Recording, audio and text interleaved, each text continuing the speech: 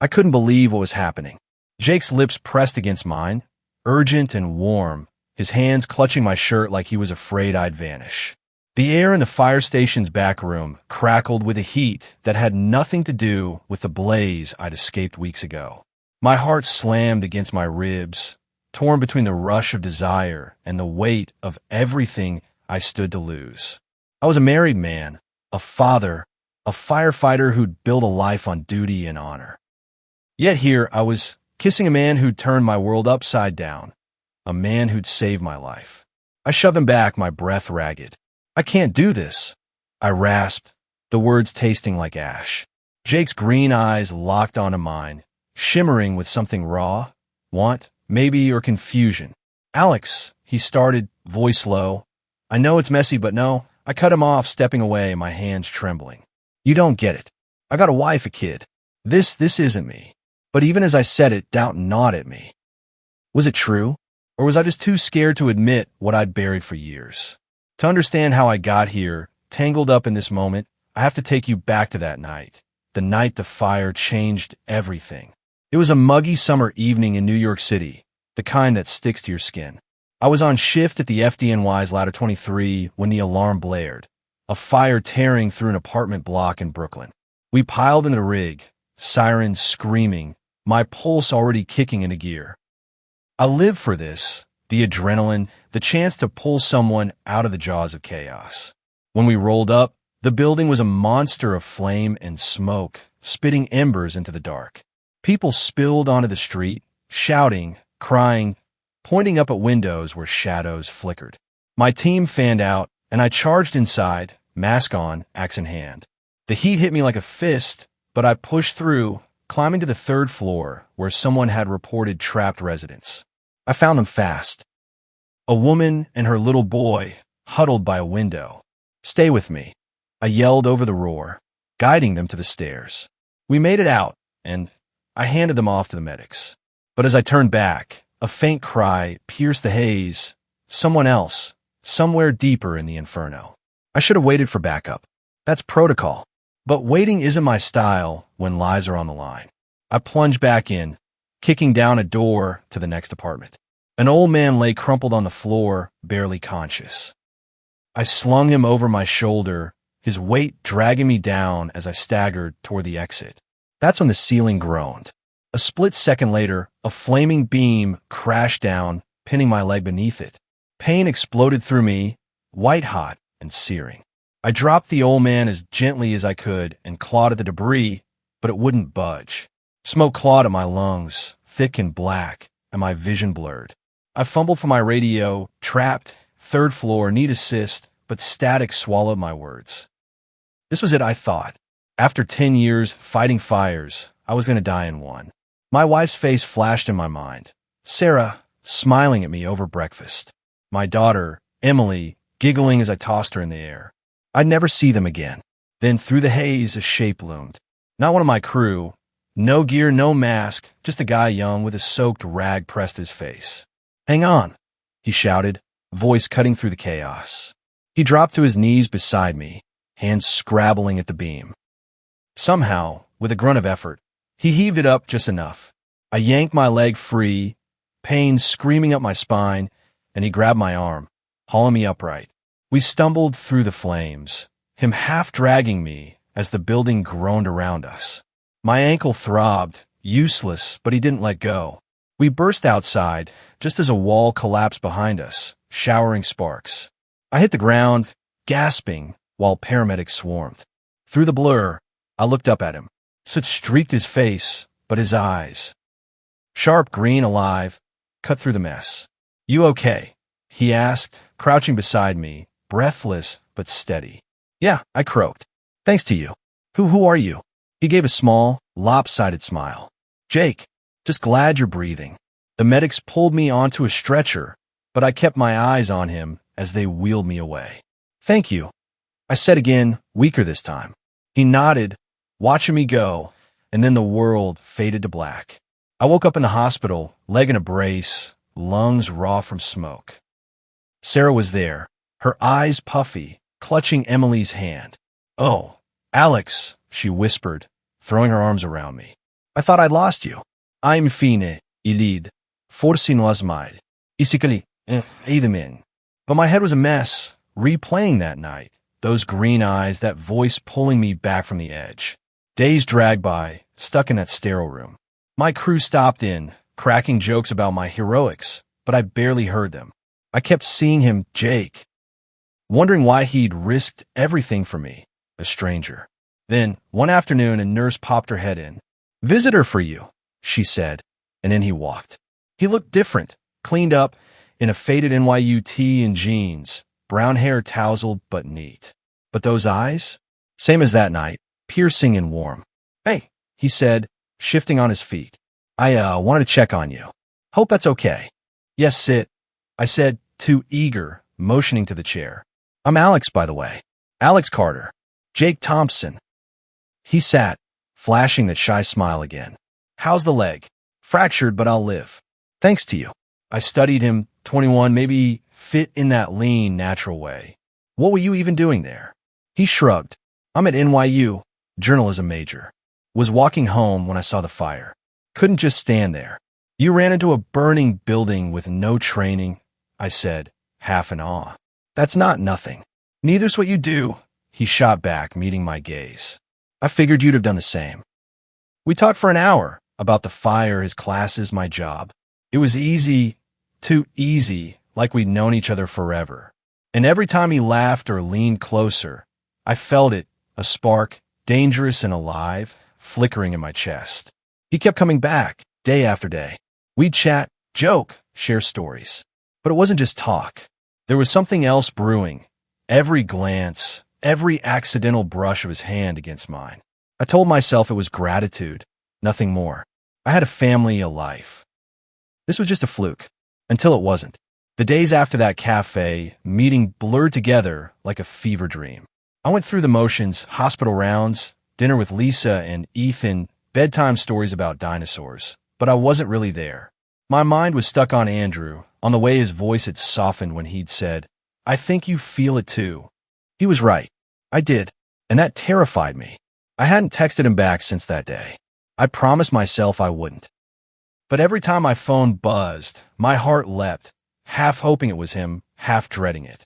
I was a man split in two, one part clinging to the life I'd built, the other reaching for something I couldn't define. It was a Thursday evening when everything started to unravel. I'd just gotten home from a long shift, my scrubs still clinging to me, when Lisa met me at the door. Her arms were crossed, her lips pressed into a thin line. Ethan was already in bed, the house eerily quiet. "We need to talk," she said, her tone sharp enough to cut through the fog in my head. I nodded, dropping my bag by the door. "Sure. What's up?" She didn't answer right away. Instead, she walked into the kitchen, motioning for me to follow. On the counter sat my phone, unlocked, screen glowing. My stomach sank. I hadn't left it unlocked. I never left it unlocked. "Lisa, what? Who's Andrew?" she asked, her voice trembling with a mix of anger and hurt. I froze. My mind raced, scrambling for an explanation, but all I could see was that damn text thread, his messages, my replies, the evidence of my betrayal staring us both in the face. He was a patient. I managed my throat dry. "I treated him a few weeks ago." She held up the phone, scrolling to his last message. "Can I see you again? This doesn't sound like a patient, Marcus. This sounds like something else." "It's not what you think," I said, the words sounding hollow even to me. He's young, confused. I was trying to help him. By meeting him at a cafe?" Her eyes narrowed, tears brimming but not falling. "Don't lie to me. I deserve better than that." I took a step toward her, but she flinched, and that small movement gutted me. "Lisa, I swear, nothing happened." I stopped. She held up a hand, her voice breaking. "I don't know what's going on with you lately, but you've been distant. I thought it was work, stress, something I could fix. But this?" She gestured to the phone. "This isn't stress. This is you hiding something." I wanted to tell her she was wrong, that I was still the man she married. But the truth was lodged in my chest like a stone. I was hiding something. Not just from her, but from myself. "I'm sorry," I whispered, because it was all I had left to say. She stared at me for a long moment, then turned and walked upstairs. The sound of our bedroom door closing echoed through the house, louder than any argument could have been. I didn't sleep that night. I sat on the couch, replaying every moment. Andrew's touch, Lisa's tears, the life I was risking for something I didn't even understand. By morning, I made a decision. I had to end it. Whatever this was with Andrew, it couldn't go on. I owed Lisa that much. I texted him before I could change my mind. We can't keep doing this. I'm sorry. It's over. His reply came within minutes. I get it. I just wish it didn't have to be. Reading those words hurt more than I expected, but I didn't respond. I couldn't. Instead, I deleted the thread, blocked his number, and told myself it was the right thing to do. For a week, I threw myself into repairing what I'd broken. I took Lisa out to dinner, played with Ethan in the backyard, tried to be present. She was still guarded, her trust frayed, but she didn't push me away.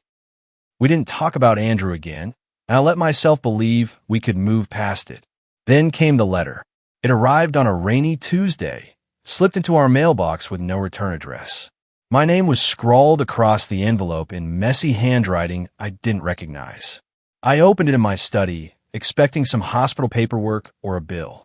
Instead, a single sheet of paper fell out, the words typed in stark black ink. I know what you did.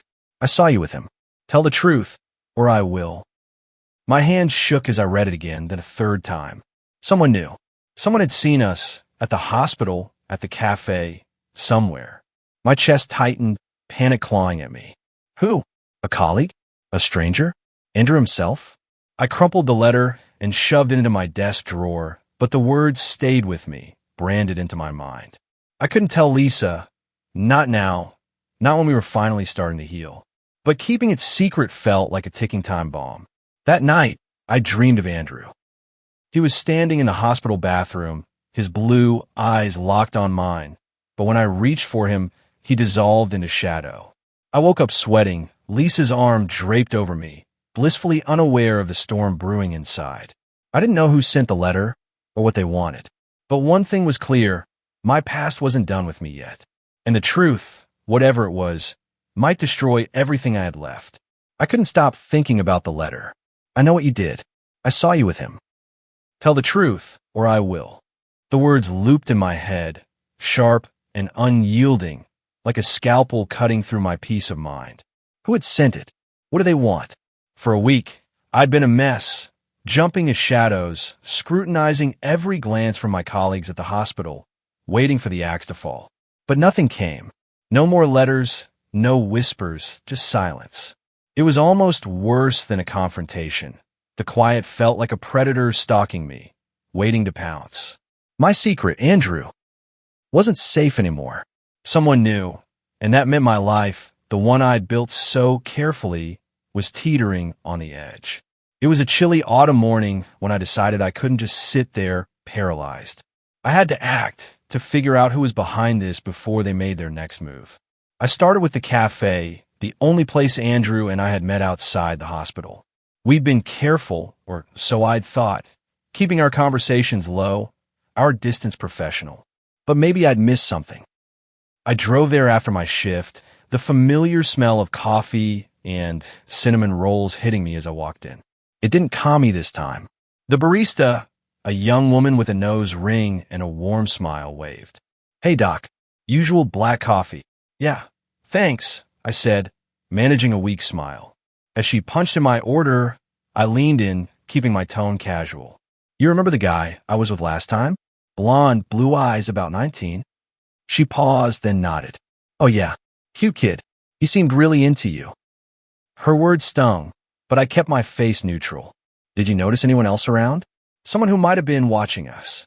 She tilted her head, thinking. Not really. It was pretty dead that day. Why, something up? No, just wondering, I said quickly, brushing off. Thanks anyway. I left with my coffee, but no answers.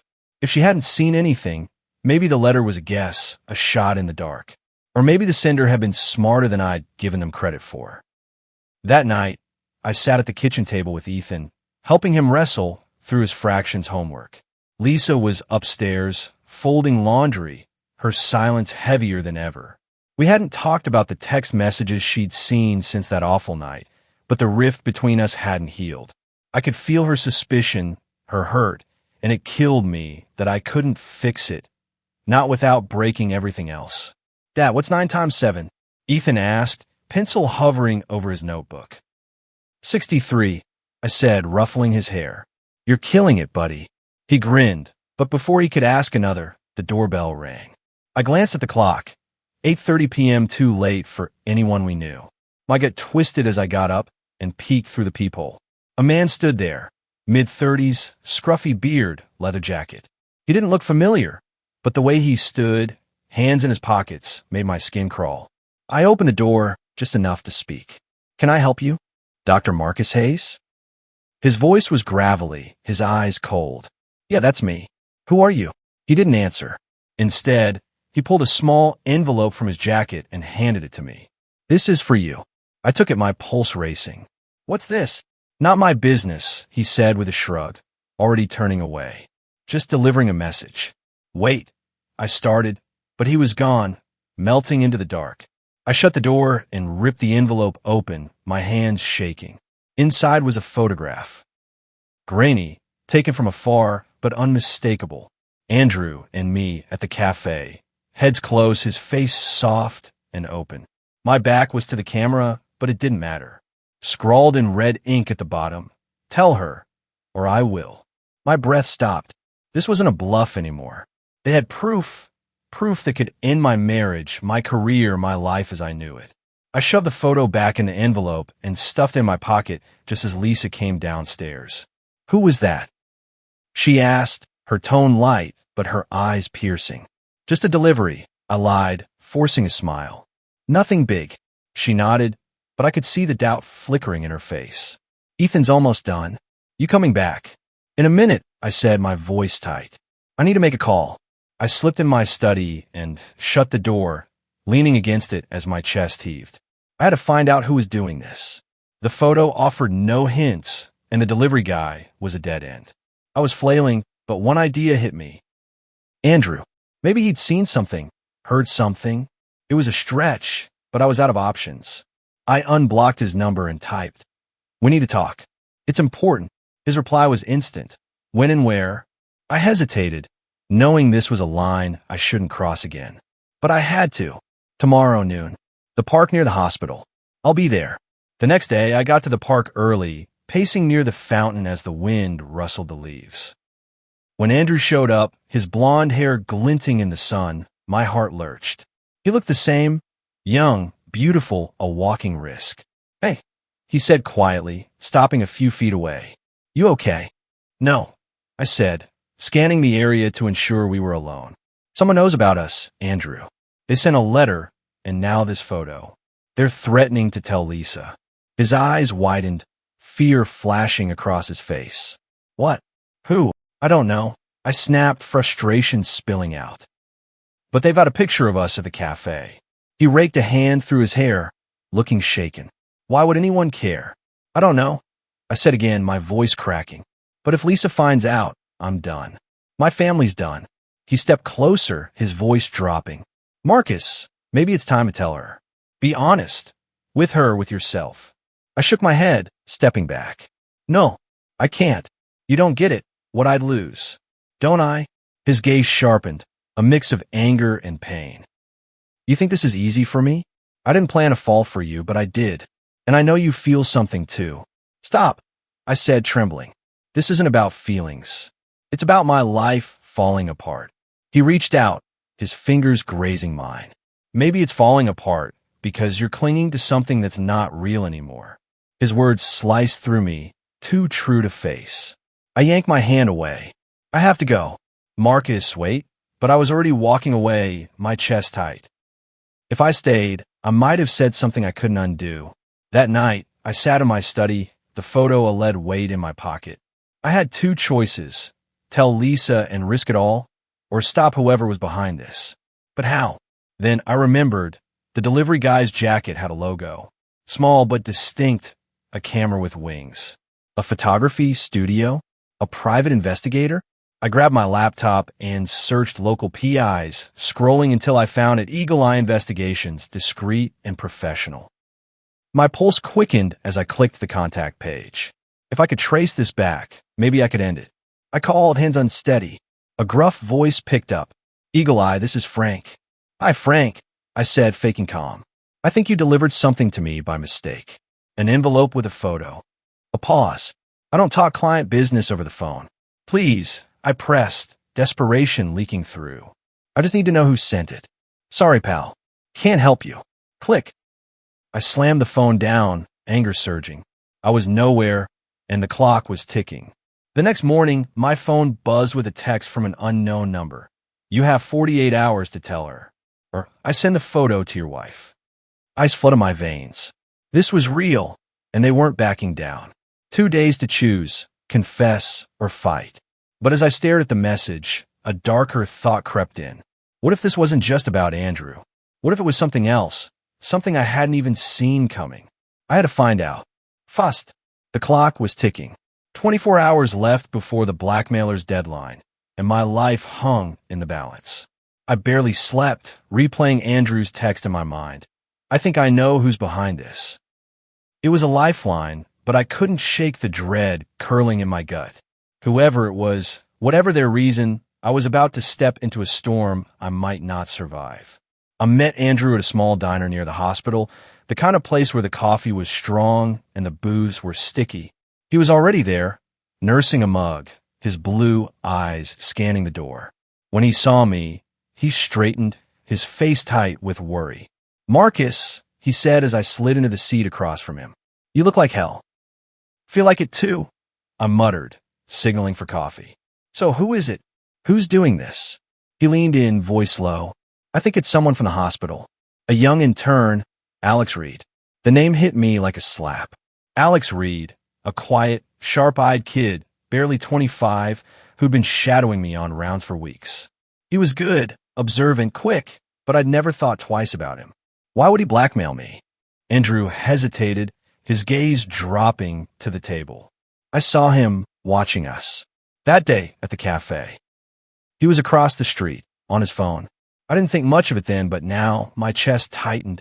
You're sure it was him? Yeah, Andrew said, his voice steady. And there's more. When I was in the hospital, I overheard him talking to a nurse about you. Something about how you had it all but didn't deserve it. It was weird, but I brushed it off. Now it makes sense. Anger surged through me, hot and sharp. He's been following me? Taking photos? I think so, Andrew said, his hand brushing mine under the table. Marcus, be careful. If he's this obsessed, he might not stop. I pull my hand back, my mind racing. I need to confront him. End this. Andrew's eyes widened. What if he lashes out? You don't know what he's capable of. I don't have a choice, I said, standing. I'm out of time. I found Alex in the hospital break room, hunched over a sandwich, his scrubs rumpled. He looked up as I entered, his face neutral, but I saw the flicker of recognition in his eyes.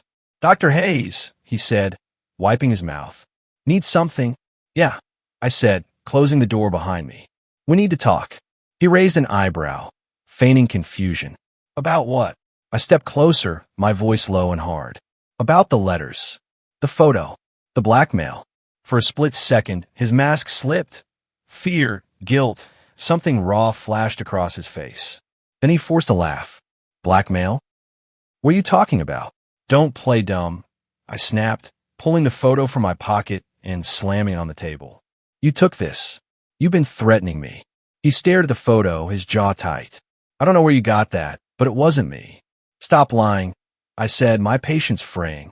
Andrew saw you at the cafe, and I know about the things you said, about me not deserving what I have. His face paled, and he stood, backing away. Look, I don't know what Andrew told you, but tell me why. I cut in, my voice shaking. Why are you doing this? For a long moment, he said nothing, his eyes darting to the door like he wanted to bolt. Then, something in him broke. He slumped back into the chair, burying his face in his hands. I didn't mean for it to go this far, he whispered. My anger faltered, replaced by confusion. Then why? What do you want from me?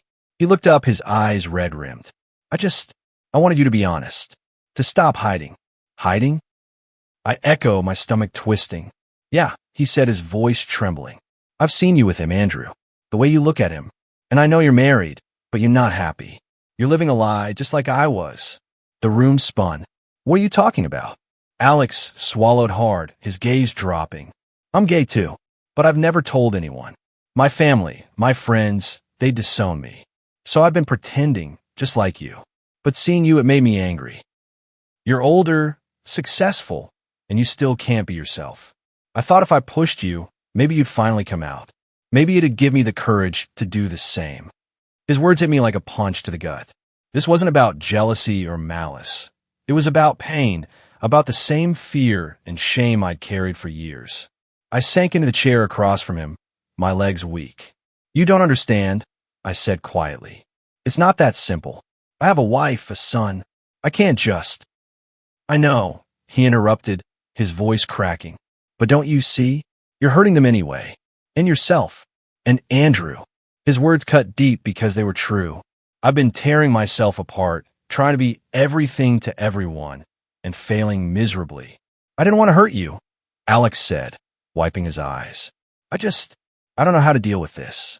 I'm sorry. I exhaled slowly, the weight of his confession settling over me.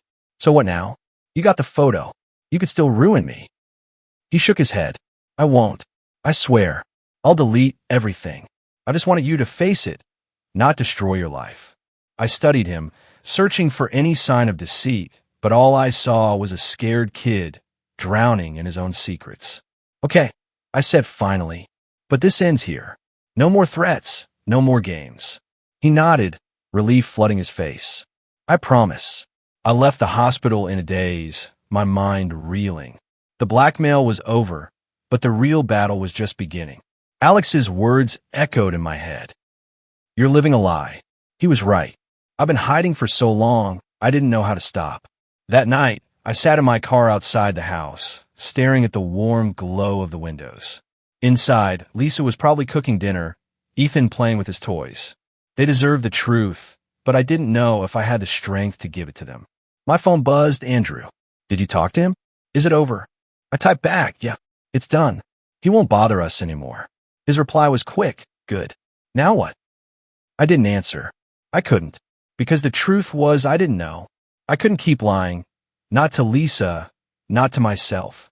The weight of it had become unbearable, like a stone lodged in my chest. And every day I stayed silent, it grew heavier. Alex's words had haunted me. You're living a lie. He was right. And if I didn't face it now, I'd lose everything that mattered. My family, my integrity, my sense of self. So, one quiet evening, after Ethan was asleep, I asked Lisa to sit with me in the living room. The house was still, the only sound the faint hum of the refrigerator. She looked at me, her eyes wary but soft, as if she'd been bracing for this moment. I need to tell you something, I began, my voice barely above a whisper. Something I should have said a long time ago. She nodded, her hands clasped tightly in her lap. Okay. I took a deep breath, the words sticking in my throat. I've been struggling with who I am, with feelings I didn't understand for a long time. Her brow furrowed, but she stayed silent, waiting. I'm attracted to men, I said, the confession spilling out like a dam breaking. I've known for years, but I buried it. I thought if I ignored it, it would go away. But it didn't. And then I met someone, Andrew. He was a patient, and things happened. I crossed a line, and I'm so sorry. Lisa's face crumpled, her eyes filling with tears. You had an affair? Not like that, I said quickly, though it felt like a weak defense. It was just once in the hospital, but it was enough. It made me realize I can't keep pretending. She stood, pacing to the window, her back to me. So what? You're gay now? You don't love me anymore? No, I said, standing too, desperate to close the gap between us. I do love you. You and Ethan are everything to me. But I've been hiding a part of myself, and it's tearing me apart. I don't know what I am. Gay by something else. But I know I can't keep lying to you. She turned, her voice trembling. Why didn't you tell me sooner? Why let me marry you, have a child with you if you knew? I didn't know, I admitted, my voice cracking. Or maybe I did, but I was scared. I thought I could make it work, be the man you needed. And for a while I was. But it's not fair to you. Or to me. Lisa wiped her eyes, her shoulders shaking. So what now? Do you want a divorce? Do you want to be with him? No, I said firmly. Andrew was a wake-up call, not a future. I don't know what I want, but I know I want to be honest. With you, with Ethan, with myself.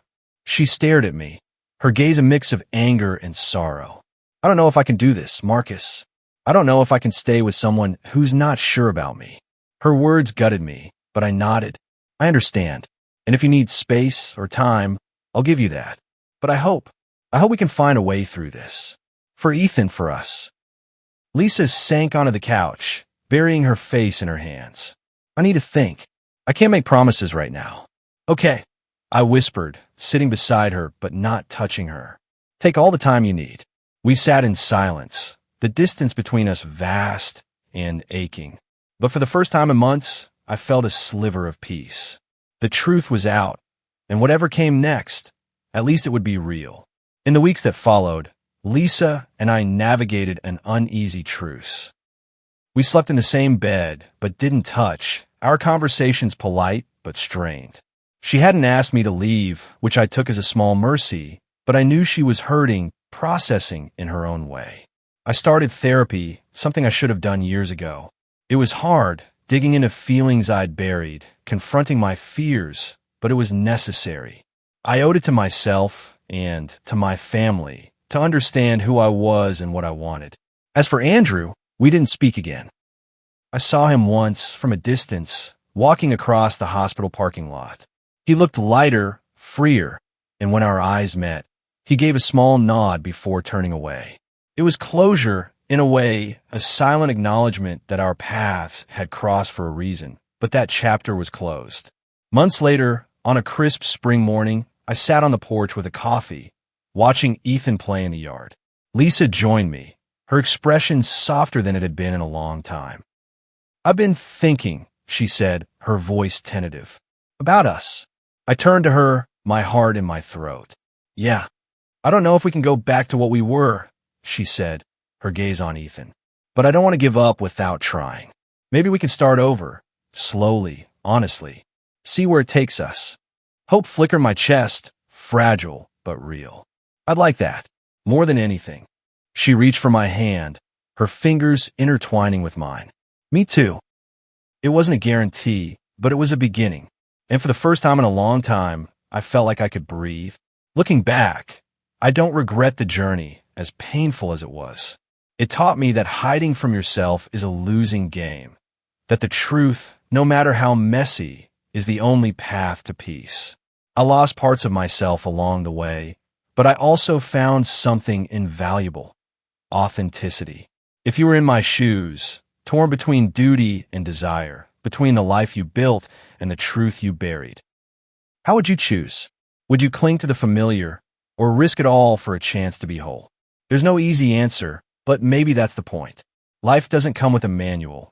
It comes with choices and the courage to make them.